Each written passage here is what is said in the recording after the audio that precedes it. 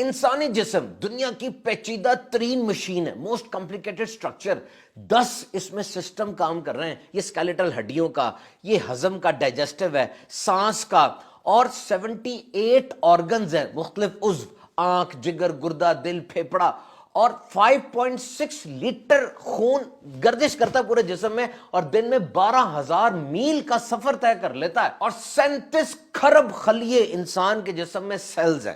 اور اب medical science کی ساری تاریخ اور ساری تحقیقات پڑھ کے دیکھ لیجئے، روزہ ان سب کو ریفریش کر دیتا ہے، تازہ کر کے ساری صفائی کر دیتا ہے. اب دیکھیے نا، کھانے کا ہضم ہونا، ڈائجیشن، یہ بڑا اہم کام ہے. جب آپ کھانا کھاتے ہیں تو پیٹ میں مشین چلنا شروع ہو جاتی ہے. ایملیس، لائپیس، بائل، گیسٹرک جوس، سارے انزائمز آتے ہیں اور کھانے کو ڈائجسٹ کرتے ہیں، ہضم کرتے ہیں. اور اس وقت چونکہ کام ہو رہا ہے پیٹ میں، خون کا دباؤ بھی پیٹ کی طرف ہو جاتا ہے، اور پیٹ کو پھر بھی پورا خون نہیں ملتا، وہ تھوڑا سا ادھر ادھر سے چرا بھی لیتا ہے، کیونکہ یہاں کام ہو رہا ہے. جس طرح جب انسان کو غصہ آتا ہے نا، تو خون کا بہاؤ وہ ہاتھوں کی طرف ہو جاتا ہے، کیونکہ ہو سکتا ہے ہاتھ کو استعمال کرنا پڑے. اور یہ مشین تو سارا دن ہی چلتی رہتی ہے. لیکن روزے کے دوران یہ مشین رک گئی، پیٹ میں کھانا نہیں ہے، تو دماغ کو اب موقع مل گیا کئی دوسرے کام کرنے کا، اور وہ طاقت جو یہاں لگ رہی تھی اب وہ دیگر کاموں کی طرف لگے گی، جس میں ایک اہم ترین کام وہ ڈی ٹاکسیفیکیشن ہے،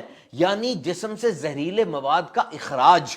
اور یہ جاپنیز سائنٹسٹ یوشیموری اوسومی کی جو تحقیق ہے، لائزوسوم ری سائیکل، کہ اتنی مشین جب چلتی ہے اس میں فاضل مواد، ٹاکسک مٹیریل، زہریلی چیزیں پیدا ہوتی ہیں نا، گند پیدا ہوتا ہے. ایک تو یہ کہ وہ گند نکل جائے، اور روزے کے اندر ایک اسپیشل ری سائیکل مشین ایکٹیویٹ ہو جاتی ہے. اور وہ کیا کہ یہ فاضل اور گندا مواد یہ فائدہ مند چیز میں تبدیل ہو جاتا ہے. اور ویب ایم ڈی میں پبلش ایک آرٹیکل کے مطابق یہ جو ڈسپلنڈ ہنگر ہے، نظم و ضبط کے ساتھ، کہ ذہن بنا ہوا ہے صبح کھاؤں گا، پھر پیک آورز میں بھوکا رہوں گا، پھر آخر میں کھاؤں گا، اس حالت میں جسم میں جو خون گردش کر رہا ہے نا آپ کا، اس میں گند کم سے کم ہے، صاف خون گردش کر رہا ہے. اور یہ صاف خون کی سپلائی جب برین کو ملتی ہے، کلینر تھاٹس، بیٹر میموری اور انکریز شارپنس، یعنی پریشان کن نہیں بلکہ اچھی سوچیں آئیں گی، میموری، یادداشت تیز ہوگی، اور انسان کی کریٹیوٹی، کچھ نیا سوچنے کا اس کو ملے گا. اور یہ تو بالکل کلیئر ہے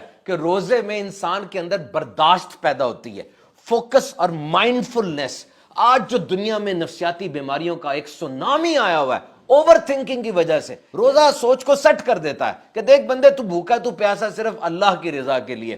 مائنڈ سیٹ ہو گیا، فوکس سیٹ ہو گیا، اور اب یہ اچھلتا کودتا دماغ وہ بیلنسڈ اپروچ میں آ جائے گا، اعتدال کے اندر آ جائے گا. اور اب جو دنیا میں 2 ارب سے زیادہ لوگ اوور ویٹ ہیں، ان کا وزن زیادہ ہے یا خطرناک حد تک زیادہ ہے، تو دیکھیے under proper medical guidance fasting can prove to be an effective, surest and easiest way to shell out excessive fats with an acceptable amount of side effects.